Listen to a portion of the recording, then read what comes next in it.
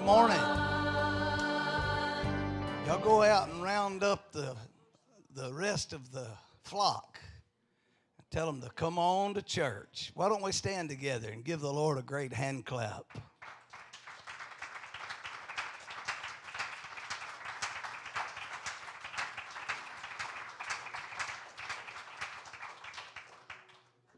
We got a special guest teacher today, and I'm excited about hearing from him. But I want us to do something. Come on. I want us to do something. Brother Kelsey, if you'd help us right here. I've been thinking all through this last few days, where would we be without the cross? Think about it. Where would we be without the cross? Would anybody be saved? Would anybody be healed? Would any addiction be broken? Would any family be spared? Would anybody's financial situation be restored? Where would we be without the old rugged cross? Anybody proud that you're associated with the old rugged cross? We're going to sing about it before our speaker comes this morning. And I'm going to just challenge you to start your Sunday morning off, our 10 o'clock, our first session here, to start it off with our hands raised and thanking the Lord. I thank Him for Pentecost, the day of Pentecost. I thank Him for an outpouring of the Spirit. I thank Him for the whipping post. But I thank Him that He laid down His life on an old, rugged cross. Amen. Let's give Him another hand clap. Then let's sing about it for a few moments.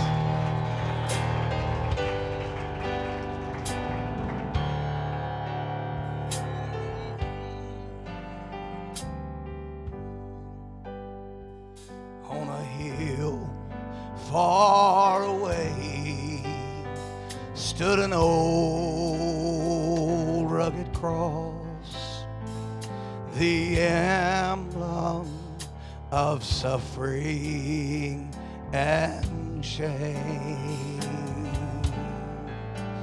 And I love that old cross where the dearest and best for a world of lost sinners was slain.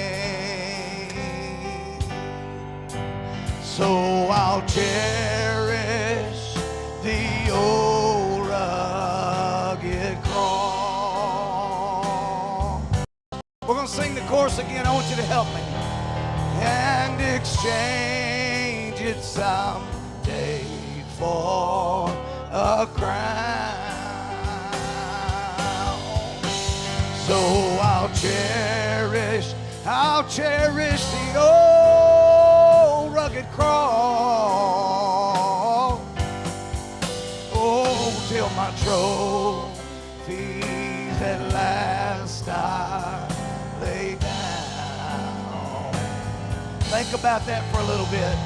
I will cling to the old rugged cross and exchange it someday. I want to just sing one more verse, this second verse. Oh, that old rugged cross. It's where we live. So despised for above to bear it to dark Calvary. Oh, I'll cherish the old rugged cross. Why don't we lift our hands and thank Him for it? Till my trophies at last I lay down, I will cling to the old rugged cross and exchange sing that chorus one more time. I know there's more to the song. Let's just sing that chorus right now. So I'll cherish the old rugged. All thank you for your faithfulness. So honored that you're here. And the Lord performed a miracle for some of you to even be here today. And we'll talk about that just a little bit later. But right now, it's time to get into the word of the Lord. Are you ready? Say this with me. Say, Brother Kelsey, if you'll stay in the truth, I'll help you teach today. Let's give Brother Kelsey Allen and the Lord a great hand clap.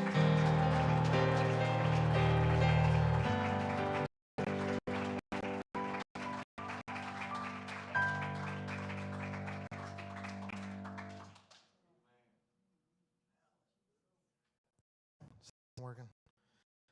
Yeah.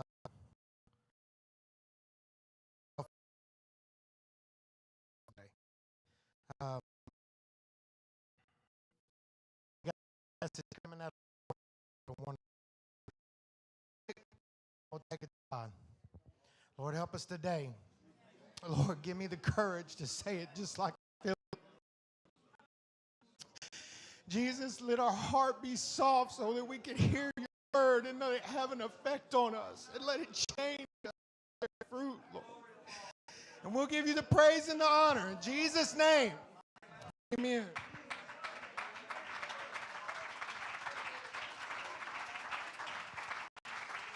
Who knows? It might be better for us all that Brother preached. He might not be, but it might be better for us all. Maybe he can back clean up for me if something goes sideways today. But with that said, that's part of the power in the body. Part of the binding, part of what keeps us all together, part of what makes us strong as we are as a church is to have all the parts required and all the things necessary to get that word wherever it might need to go. And where I might not have the right word, Brother Rusty might not have the right word need, and the list goes the right word to that specific person right there. Specific testimony may or may not speak what's all about the fact that for the body that leads us, Brother. It's like this water bottle. I seen a thing one time where they took one water bottle, and they empty of water and filled it up with air, and just put the cap on tight. You can hold it up pretty easy. It ain't real difficult. It ain't like it puts up a whole lot of pressure. The buoyancy for something this small is not a whole lot. But if they take a bunch of them and start banding them together, put something tight, something like maybe God holding us together. Put something strong around them, some rope to bind them together and let them together to hold something up. It's pretty incredible what a bottle of water, or an empty bottle of water, a piece of trash, most people discard it. Most people going to walk right by it. Has anybody ever walked by you? Has anybody ever walked by me? Have you ever been discarded? Have you ever felt like maybe you wasn't enough? Maybe you couldn't hold up a lot? Maybe you couldn't have an effect? You're bound together by something wonderful. When there's something strong holding you to that bottle next to you, that vessel, that's the two of y'all, the five of y'all do something wonderful. It's hard to get beyond all this. The world pointed at you at that. You mind helping me? Will you help me out? See if you can get past him. Just get past him. I mean, give all you got to see if you can get past it.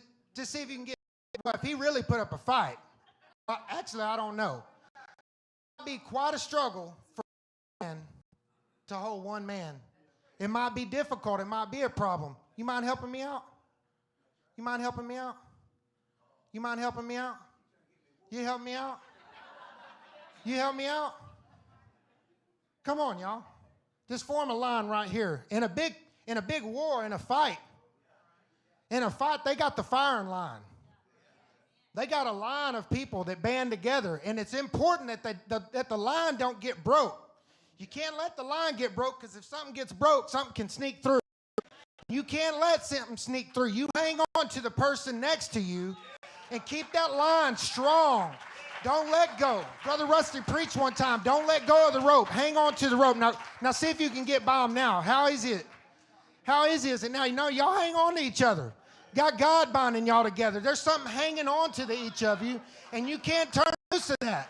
And when the enemy comes, I appreciate y'all. When the enemy comes and the enemy's trying to sneak in, and he's trying to get by, trying to sneak through those small spaces in our life. I can't lead somebody at work. The thing that tells me that I'm insufficient, that I can't praise God because I've done wrong has happened in my life. It won't let me. It will protect little spots with that person next to you and testimony. It feels in us, and you can shut off something incredible. You can create a dam that the enemy can't sneak in and he can't sneak through. It's the binding. It's something that makes us strong together. Jesus. But for a lot of people, it's just trash. In Matthew 18, 19, and 20, it says, "Again I say unto you, that if two of you shall agree on earth, as touching anything that they shall ask, it shall be done for them of my Father which is in heaven. For where two or three are gathered together in my name, there I am in the midst of them." It don't take much. It don't take a big church. It don't take a lot of people, but there's power in the gathering. How much more can we hold up if we're all bound together? But my Bible says where two or three are gathered together. So never have a moment we go, there was an accident or something happening. I can't get Pastor on, and now God can. In that moment, I'm with Heather and something bad. We can't. I believe my Bible says where two or three are gathered together. In my name. I believe when we start believing and we're together, when we're bound together, we're talking about how much more then? Because now it's more than just that bottle of air. It's more than just your thoughts. It's more than just your ambition. It's more than just human. It's more than just flesh. It's God filling that up. There's something extra. There's something more. There's something special inside that, and it gives you strength. And then when you bind that together to the next man and the next lady, man, there's something special in that. There's something indescribable in that. I'm going to give y'all a little tip. I'm a horrible reader. I said that like a minute. It says, "Scarred for life." These are some notes I made quite some time back, over a year ago. It says, "I was born a month late and dead, according to some, with no apparent bloodline, no dad, Kelsey, some test, scar. In Houston, Texas, 1979, to an addict single parent waiting on the world that she will not be taken advantage of, not be hurt without a fight. Scar. 18 years old, she and my dad were together when I was about 3 months old. He was a hard alcoholic and drug addict, but he loved me like I was on. I'm not bragging. Pretty rough on my older brother and older sister. Bad equally. And when he wasn't, I'd say he pretty disrespected us all. It was just like, well, it's on, or the paper's real wide. And you can hide a family. Scar. The first 7 years of my life were banner years of dysfunctional. I'd been witness to theft, heavy drug use, molestation, heavy treatment, and fighting. I'd smoked pot by then in my life more than a couple of times. I stole 2 or 3 pounds of pot from my mom when I was probably 7 years old. I hid it under my bed on an old Lincoln hubcap, and was trying to teach myself how to roll it at 7. Somewhere in there, about 6, 7 years old, somewhere in there. I spent a lot of those years in bars, having to drive my parents home, and now I mean what I'm saying.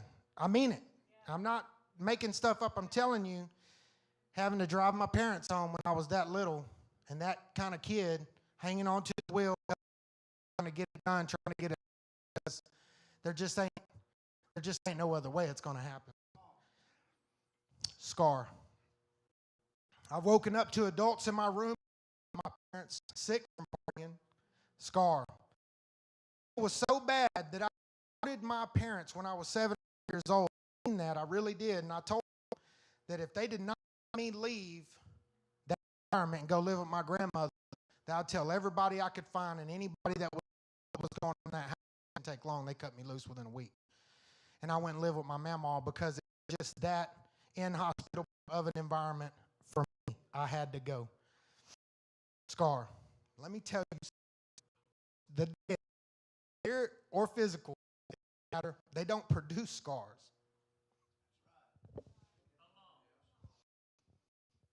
The dead don't have the ability to heal. You can hurt a dead body, but it don't scar. It's just broken and it never mends. Hear me. Don't fear your scars. Do not be ashamed of your scars. Your scars are proof of life. Your scars are proof of survival. Your scars are proof of healing. Your scars are a promise. If you find it hard to heal, I elude you due to the scars from your past. Remember that only the living produce scars.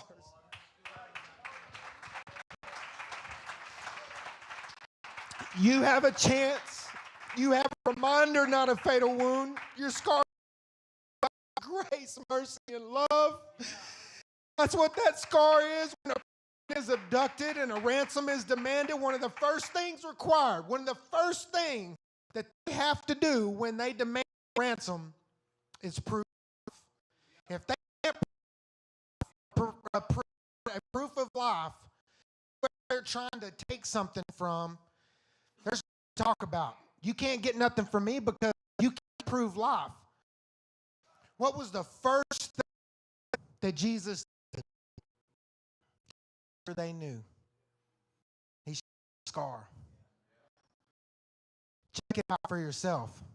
Because he knows that there's indisputable proof. This is proof of life. There's no denying. There's no getting around this. This is what you got to do. You got to prove that life. And that scar gives you that opportunity. It gives you that strength. And when somebody walks in, they might need to see that. His first proof of life was a scar. You need to smile. I've been delivered from and through that dark time. I need to smile. I need to believe that I've been delivered. I have to start there. I got a scar to prove it. Someone might need to know someone who knows what it's like to have been adopted. Someone might need to know someone who knows what it's like to be raised by addicts. Someone might need a friend that's been dirt poor before. Someone might need advice from someone that's been abused. Someone might need to see my scars. And we'll circle back to that in a bit, but let me tell you something. It's not about me. And if I was going to have a title today, it's not about me. It's something to the core. Some months back, but I know it was meant for right here, and I know it was from the insecurities that God gave me the blessing to surpass today, that I'm challenging back today. I'm trying to fight back against the things that plague me. When I feel like that bottle of water is empty, and it is, I can't stand up, I can't by myself. Shared it, and when I should have shared it the right way. I should have shared it like I am today. Here we go. I come to see friends today, and I come to play music. I come to sing, but that's not the point. I come to run from my problems. I come to confront problems. I come to laugh. I come to joke, but that's not the point. I want to do a great job on the music, and I want to lift someone else up. I want to get a word. I want to see healing. I want to see blessings. But that's not the point. I want to shake hands, and I want to hug someone's neck. I want to see my family on pews. I want to see someone fall back in love with God so bad. But that's not the point. As a choir member, I want to do a good job. As a Sunday school teacher, I want to do a good job. As a preacher, I want to do a good job, but that's not the point. The point is to get my soul in touch with God. The point is to worship Him. The point is, it's not about me. It don't matter about the past. It's not about my past. It's irrelevant. What's my past got to do with this? Is about God. God is the point.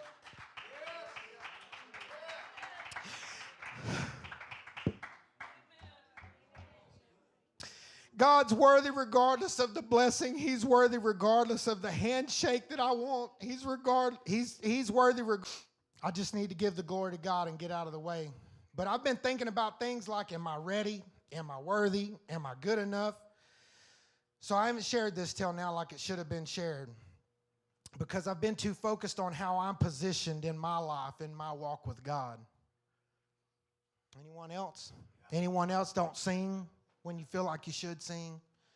Anyone else don't minister when you feel like you should minister? I might be the only one.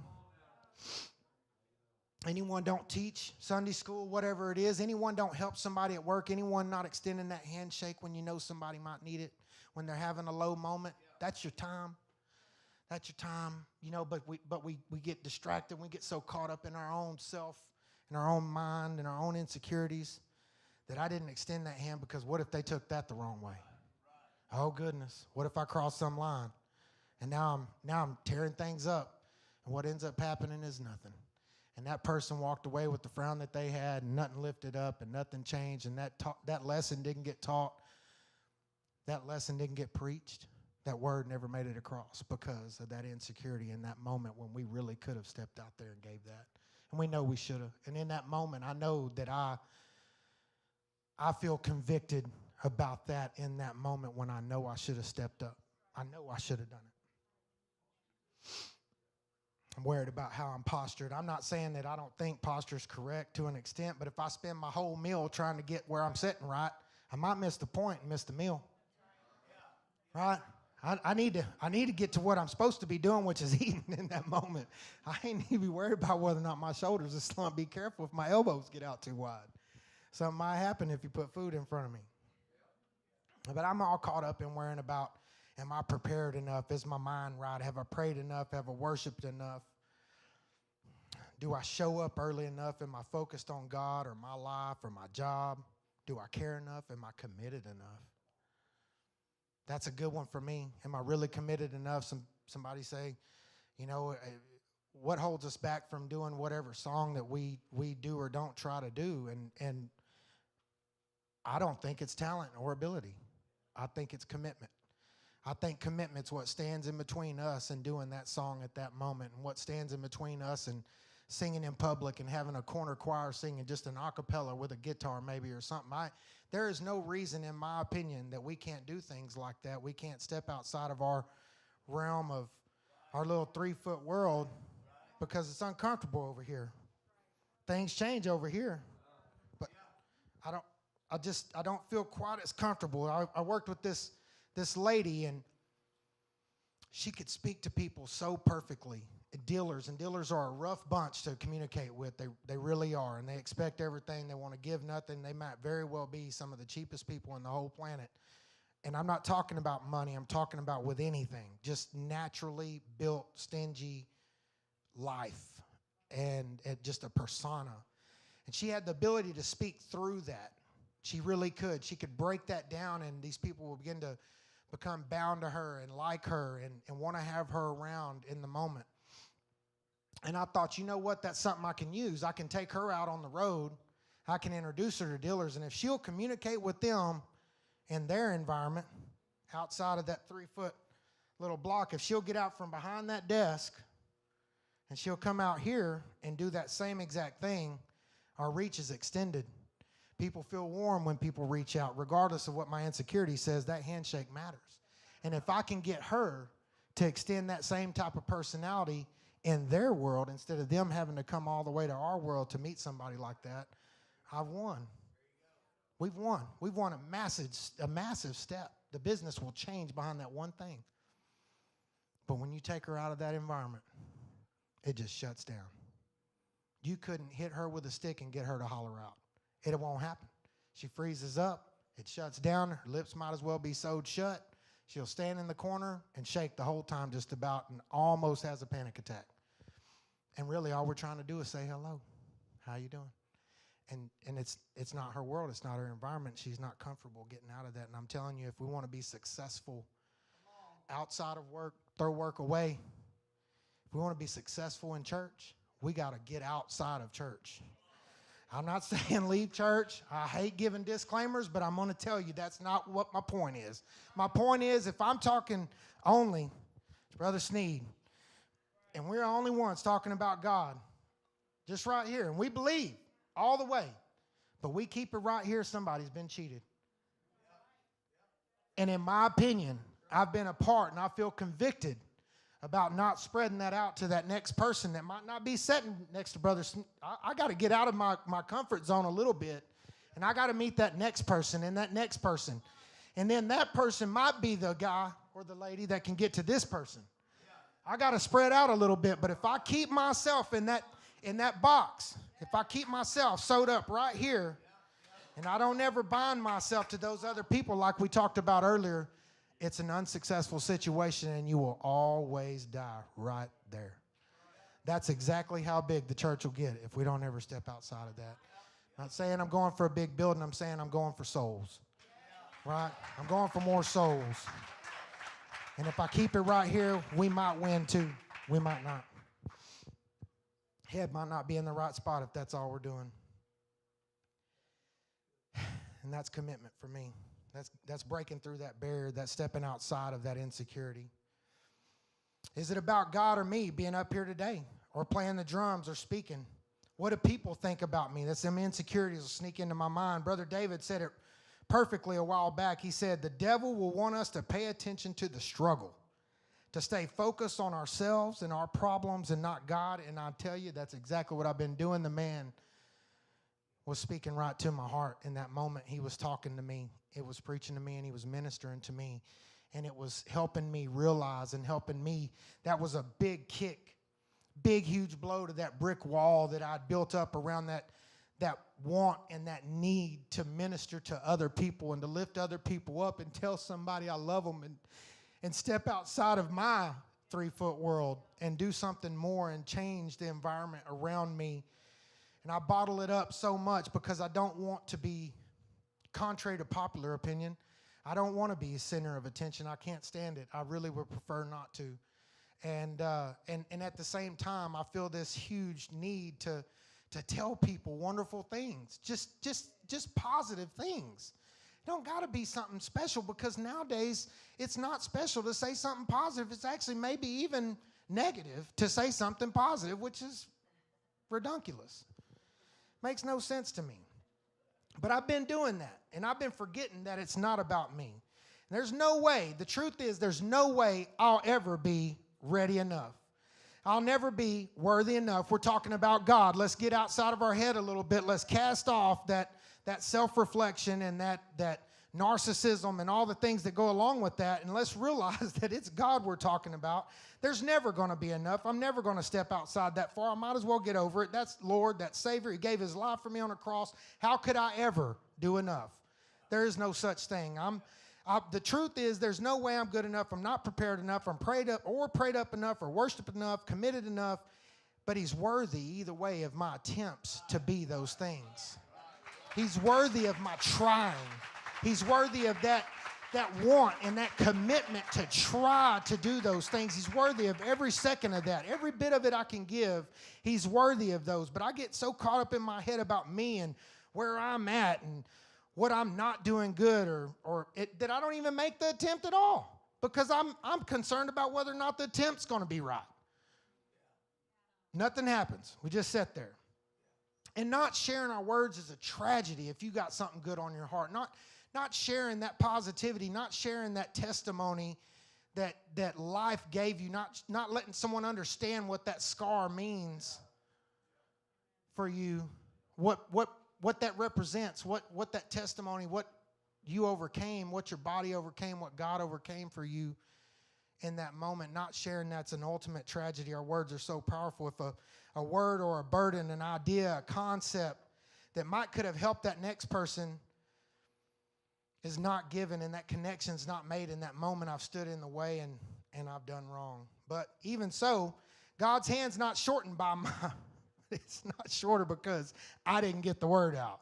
He's going to find a way. I'm not God, and I can't stand in the way. In 1 Corinthians 1:21, it says, "For after that, in the wisdom of God, the world by wisdom knew not God." It seems so silly to me. "It pleased God by the foolishness of preaching to save them that believe." So when I start thinking about whether or not I'm postured just right, please don't let them think I'm foolish looking. I hope they don't think I talk funny. I hope my voice don't sound funny to me in the monitor. Man, that'll really mess me up through the whole deal. I hope, man, what if I sound nasally? What if I sound like a Texan? Whatever it is that might bother me, it don't matter. He's going to have his will done either way. You might as well stud up, step out, and get it done when you feel the unction to do it. Because he's not going to wait forever. He's got to save somebody. He's got a plan. And in that moment, I'm standing in between him and the completion of his plan. He'll have his will done. If one waits long enough, they'll see someone else getting a message out to those that God wanted to hear it. Case in point, back to what I said earlier about scars. Brother David spoke to us 11/14/21 for Sunday school about scars in particular. And if you can't hear the similarities between his words and the notes I read to you earlier, I'm just not reading them out loud. They're almost, in my opinion, almost identical. I'm speaking from testimony, and he was too, but they almost sound exactly the same. He said, quote, "Scars are a sign of healing." Quote, "Scars are a sign of regeneration." Quote, "Scars are a sign of survival. Scars bear witness." This is his words. He said, "Someone will come into this church looking for scars for proof. It's not something we should hide." He said, "Our scars tell a story," and I believe that was the title of his message. When he taught that lesson, I thanked him, and I knew that I would teach this one. I wrote them notes weeks before he shared that message about scars with us. I can tell you, obviously, God wanted somebody to hear that, and he did not need me waiting around, dragging my feet, being insecure, stuck in my head. Not that he was hating. He was loving me through it. He's obviously loved me through it. But somebody's soul was in the balance. Somebody's eternity was hanging right there. Somebody at that moment needed to hear. Somebody was feeling less than. Somebody needed some bolstering. Somebody needed lifting up. Somebody was feeling ashamed. And somebody needed that word, and I wasn't giving it. And so he gave it to somebody that would, and somebody that was willing to submit and serve in that moment. My only hope and my conviction is that I didn't cost somebody I didn't cost something too much. How bad would that be? I shouldn't have been so concerned about me and been more concerned about the souls that God wanted to hear it. 1 Corinthians 9:16-17, it says, "For though I preach the gospel, I have nothing to glory of. For necessity is laid upon me, yea, woe unto me if I preach not the gospel. For if I do this thing willingly, I have a reward. But if against my will, a dispensation of the gospel is committed to me." A dispensation here means that I still have a job to do either way. It don't matter whether or not I'm going to do it willing. The only thing that changes is my reward. I still have the burden. I still have the stewardship. I still have the service. It's still on me, which is why I know for a fact I'm not trying to rehash anything. I needed to read my notes to you. I had to read my notes to you because if I didn't, it's going to burn me up inside. I got to get it out of me. I have to release that. I have to get out from under, but I have that burden regardless of whether or not I wanted to give it. It don't matter. I got to get it out of me. We have that burden to share what is on our heart when it comes, and it comes with a promise. We have a duty to do it, to help grab the yoke and carry that message, even if we don't feel like it. It might be with a smile. It might be with a handshake. It might be with a pat on the shoulder or a reassuring word. It might be advice. It might be support and prayer. It might be this. Brother Sneed, I know you're going through something tough. And this might be the support he needs right there beside him in prayer. He might need that text message that says, "I'm praying for you, brother," and mean it. He'll know if you mean it. He'll know if it's just he'll know if it's just some icons, some emojis. There's a difference in between a smiley face and "I'm praying about you. You mean something to me and my family." There's a difference. Just so we know, you might mean those emojis, but something matters, something changes inside of me when someone took the time to write that out, as opposed to just popping a thumbs up when I was saying something sad. Maybe my mind didn't accept that information right. I know probably what they meant was I'm thinking about you, and just throw a like at it, but it might not have been something to like. It might be with a visit. It might be with a bowl of Hillen soup. Maybe some of us in here has had some of Heather's Hillen soup. Heather makes a bowl of Hillen soup a lot of times for people from time to time when they're sick, and I got to tell you, it works. The soup's awesome. Sometimes I want to fake being sick just so I can have some of it. And if someone else is sick, I'm not sure if it's okay or not, but I'm just a tad happy because I know the chances of them getting some Hillen soup's pretty good. And she never makes the right amount, which means I might get a little bit. I might not need healing in that moment, but I feel great. Something was healed, I guess. I don't know. But in that moment, she was reaching out past her 3-foot world. She found out somebody was in pain, somebody needed help with something, and there's more than just the physical restoration of what that soup could bring, but something about the mental and the spiritual peace that comes along with that, knowing that somebody was thinking about them, somebody considered their situation, somebody took 2 or 3 hours out of their day to make them something, drive it over there, tell them they love them, and get out of the way. It matters. We can't allow the flesh or fear, the enemy or our friends or a ball game stop those kind of things. It might be someone's eternity that hangs on the balance of that good news. In 1 Corinthians, it says, "For Christ sent me not to baptize, but to preach the gospel, not with the wisdom of words, lest the cross of Christ should be made of none effect." Means my words ain't good enough is what that means to me. It's irrelevant what my words are. What is relevant is God and his word. It's not about me. Once again, I need to get that Moses complex out of my head when I'm not good enough and it's not about me. In Exodus 3:11, it says, "And Moses said unto God, Who am I that I should go unto Pharaoh and that I should bring forth the children of Israel out of Egypt?" Like them scars we talked about earlier, and my concern in that moment about my lineage, and my concern in that moment about my bloodline or my station in life, am I good enough? Does it matter that I'm adopted? Does those things hold me back? The way I talk, when I stutter, should I be the one that's going and talking to Egypt? We sure? You sure you want me? In Exodus 4, it says, "And Moses answered and said, But behold, they will not believe me nor hearken unto my voice, for they will say, The Lord hath not appeared unto me." I start thinking in my head, have I twisted the truth too many times? Have I lied? Am I believable enough? Am I wise enough? We got Brother Rusty. We got incredible ministers here. Are they going to believe the words when I say them? And that ain't what probably anybody feels like. But in my mind, I start hacking on myself a little bit, and I'm get insecure, start getting messed up about it. Just like Moses, I'm calling it the Moses complex. Verse 10, he said, "Moses said unto the Lord, O Lord, I'm not eloquent with my words, neither," or he said, "I'm not eloquent, neither heretofore," obviously I'm not neither, "nor since thou hast spoken unto thy servant, but I'm slow of speech and of a slow tongue." Am I good enough? Am I good enough with my words? Do I sound funny? Do I sound like Kelsey? Am I smart enough? Is my memory good enough? Do I know where to get back into that message when I took that branch off and I ran that rabbit trail for a second? Do I know how to get right back over there where I left it at? In sales, we call it steps to a sale. You know, you go through these steps and you hit step 2 and somebody wants to know about the price of the car. Well, you go and deal with that, but you need to get right back on the steps to the sale at step 2, 3, 4. Oh, somebody wants to do this. Now you want to go test drive. Well, I got to get right back on the steps to the sale. I got to be careful. And it's the same way for me in a message. Like, where did I branch out at? And do I got enough memory? Do I got enough RAM? Do I got enough left to get back where I belong? And I start doubting myself and staying out of the middle of that just because I'm doubting myself. And can I lead?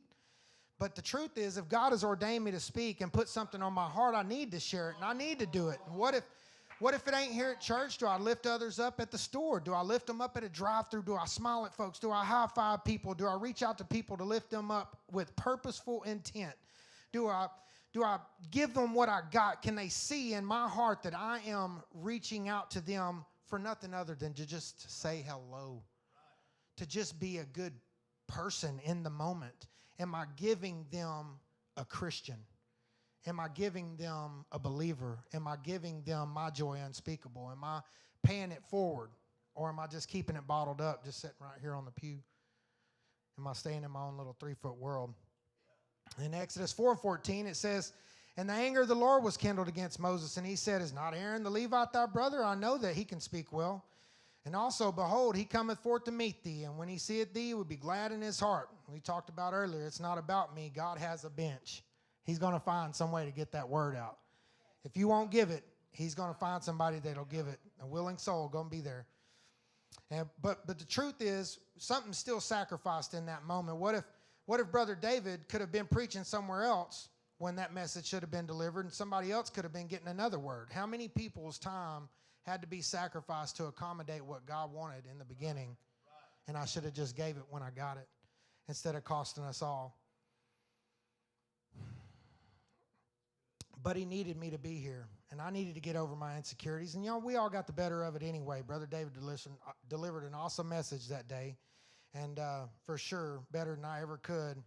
And so we don't feel like we sacrificed a whole lot. But in the Bible, it says that even the animals will honor him. So we shouldn't be scared to do it ourselves. The beasts of the field shall honor me, it says in Isaiah, the dragons and the owls, because I give waters in the wilderness. Or, will I wait till the rocks will throw it out? Matthew 3:9, and think not to say within yourselves that we have Abraham. He's talking to the Pharisees and the Sadducees. He knows where their mind's at when they're saying that don't come to me thinking about, well, Abraham's our father. He's trying to put them in check. And think not to say within yourselves, we have Abraham to our father, for I say unto you that God is able of these stones to raise up children unto Abraham. So I don't need the Sadducees. I don't need the Pharisees in this situation. My God can just bring it up right here. If we need new children for Abraham, we can just go get some. We don't need all that. So don't think too highly of yourselves in the moment. We can find that. Now, I'll end this whole deal by saying my simple questions to all of us are, can I speak to God just because he's God? Not because of anything outside of that, not because I'm pressured to do so, not because can I just get in touch with God? Do I got to be at church to do it? Can I just pray to him for a deeper relationship, or do I always got to be asking for something? Do I always have to be in a tragedy to get in touch with God? Can I just try to have a deeper understanding? Just a conversation? Just a dialogue? Can I just worship? Can I just love God? Can I let me go and grab a hold of God? Can I jump out and lift others up to take them with me, to make sure that they know that it's not about me, it's not about you, it's about him in the moment? I'll end it just by saying it's not about me. I love y'all. I hope y'all had a good morning, and look forward to a great service at 11 o'clock.